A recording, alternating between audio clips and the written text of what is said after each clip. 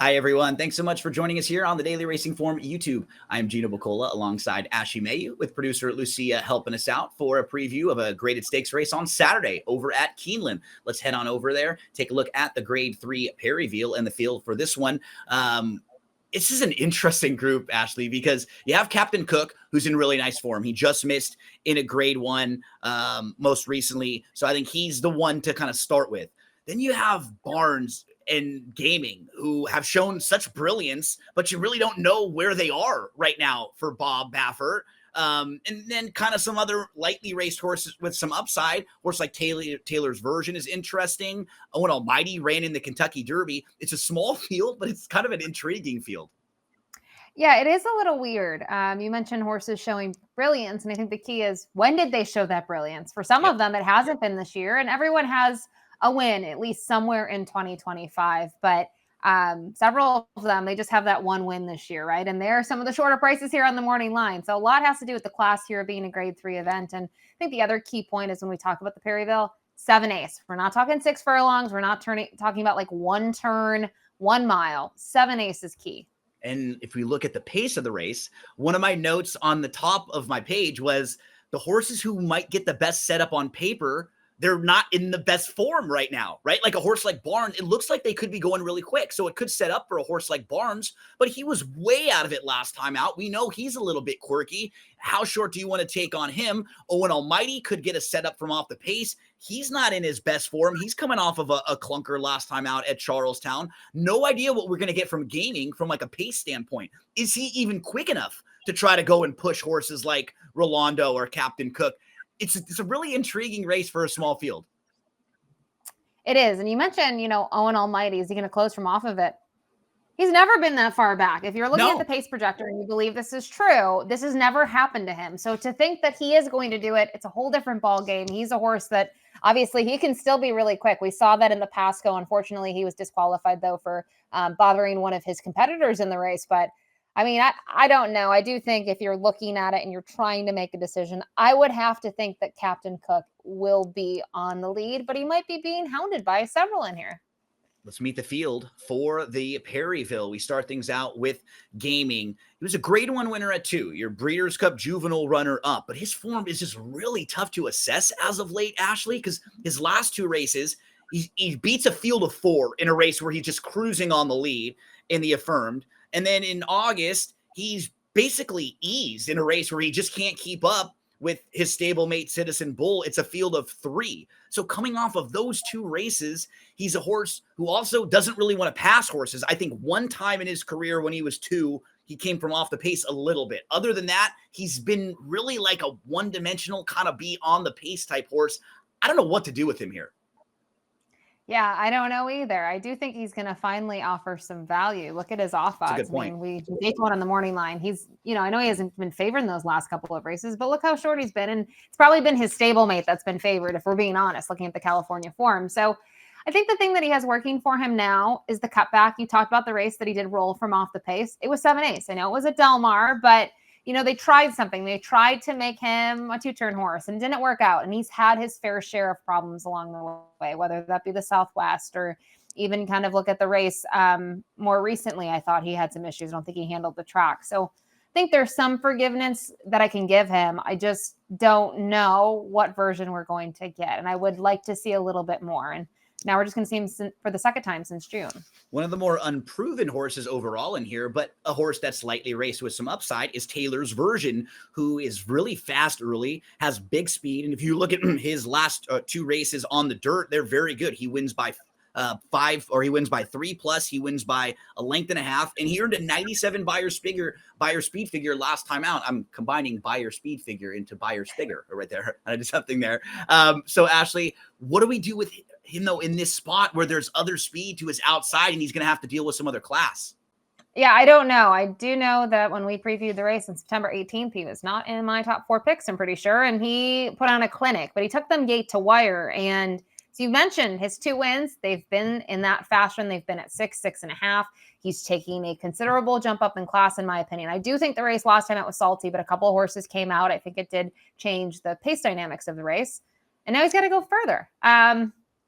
I don't know. It's one of those horses that if he takes a step forward from his last out, he is a big danger to the others in here. But does he take the step forward or does he bounce? Barnes is a grade 2 winner. He's now 0 for his last 4, but he's still run some good races in that mix. He was behind Journalism, behind Patch Adams and Captain Cook in the Jerkins. It's the Gallant Bob that was just such a head scratcher, where he's like 15 lengths off at one point. And he's not a horse who had been so far back in any of his prior races. He has some positional speed. Like, this just seemed really strange that he was this far back. And then on top of it, Ashley, like on paper, he's supposed to win that race easily based on class. If you're comparing the rest of the horses in this field to that field, he might have 5 rivals in here who are better than any one horse that were in that race. But all of that being said, this distance and this setup could be very nice for him. And he might just be a little bit more of a playable price in here because he's coming off that disappointing race. I went back and forth with him. I think if they all showed up with their A game and best efforts, he and Captain Cook would probably be right there on the wire, but he's just not quite as consistent. Yeah, I see what you're saying, right? And I can kind of see where you fall in the Barnes camp of yay or nay. I'm actually going to defend him, and I've never been this, I love it. huge fan of his. I like him. But in here, I think he's a little intriguing. You look at the race at Parks and you go, what the heck happens? Why is he at the back of the pack? I don't know why, right? And then you have to factor in the winner pays $49. The horse that finishes second pays almost $60 to place. But one of the things that I kept on going back to is you look at that race, you've talked about it, the distance. Maybe this is key, right? The 7/8 distance.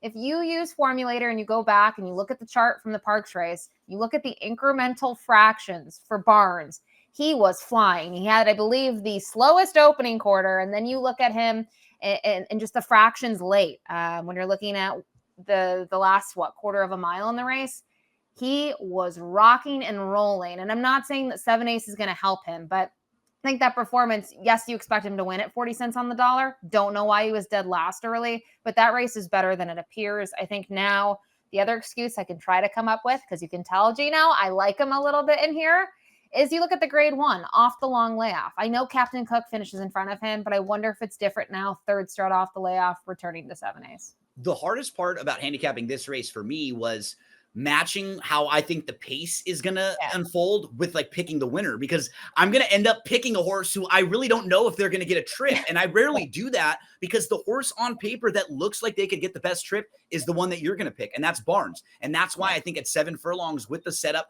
third start off the bench, if he is 5-2, 3-1 ish and not, that's a playable price for him in here. And he's not really playable all that often, usually a really short price. We move to Owen Almighty, who is a grade 3 winner. And you can look at his form and say, Kentucky Derby, Bluegrass, those races are a little bit farther than he wants, right? He wins the Tampa Bay Derby, and that kind of reset the plans for him because he initially wasn't even supposed to run in the Kentucky Derby, but he was in good form then, so they took a shot. No problem with any of that form. It's just the race coming out of the Kentucky Derby, the Robert Hilton. It was really disappointing. Now, if we want to be forgiving and just say Charlestown is a unique racetrack, it's a bull ring. Some horses may like it, some may not. So if you want to put a line right through that and excuse that for him, I can do so. I'm just kind of curious about the trip he's going to get. Like you saw with the pace projector, is he as fast as some of these other sprinters? And if not, is he going to have to do something he's never done before?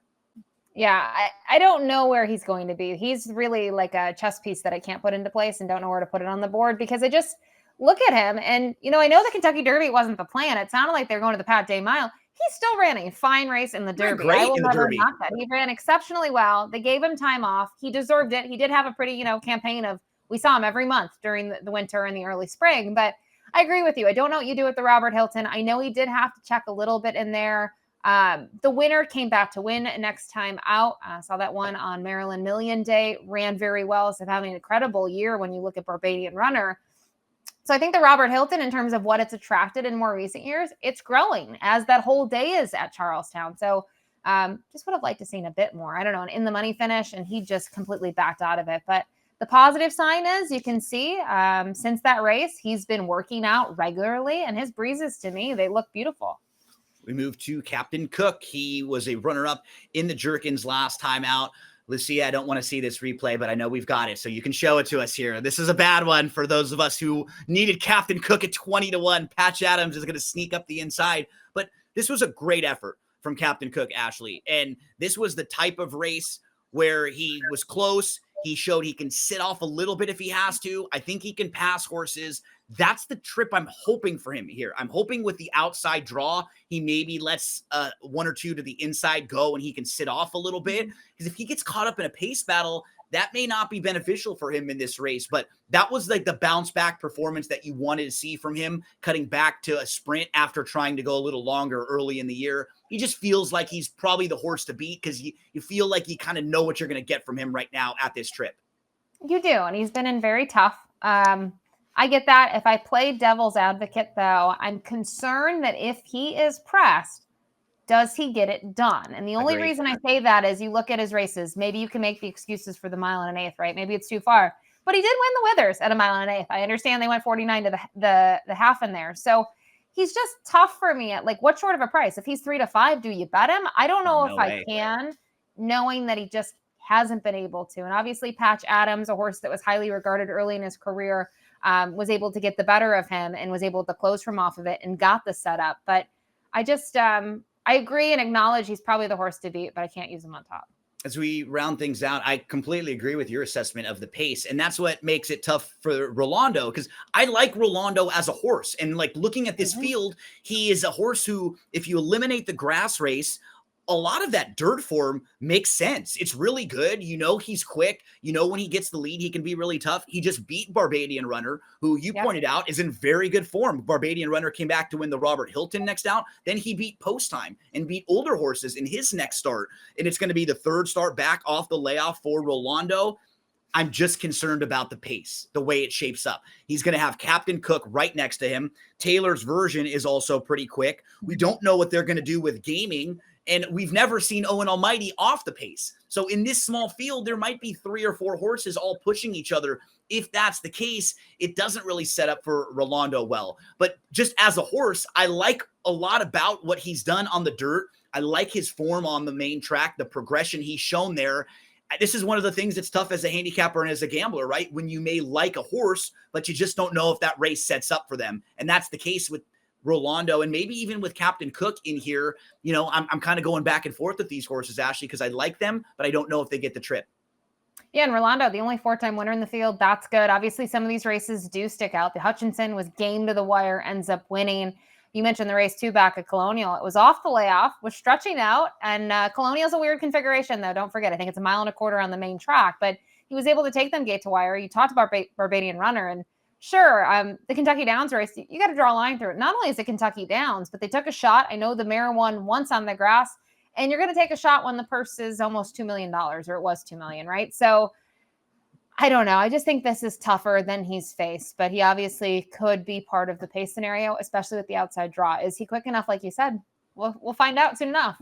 Tricky little field of 6. We round things out and move to selections. We spent a bunch of time going back and forth, and then I think we're both going to end up on like the top 2 betting choices. I'm on Captain Cook, 5-2-6-3, but you're going to go to Barnes, who will probably offer value and maybe get the setup 3-5-2-4. Talk us through your 4. We'll see. I mean, they are the top 2. It's Barnes or it's Captain Cook. I think you're in one camp or the other. I think Barnes offers more value. I read into his races and tried to, I guess, craft the narrative that I believe in. We'll come to find out in a couple of days if it's true. And I just have a little bit of a reservation on Captain Cook. I do think he is the horse on paper on recent form, but what's going to make it different? If he's hounded early and he's really pressed, does he stick around? I don't know. And I think he's going to be very short in here. And I'm doing what you should not do as a gambler when you have a horse that's 20-1 last time and they just miss, and then you come back and you're on them at 6-5 on the morning line the next time, right? Like that was the time to get Captain Cook at the big price last time out. We'll see what ends up happening in the Grade 3 Perryville Saturday at Keeneland.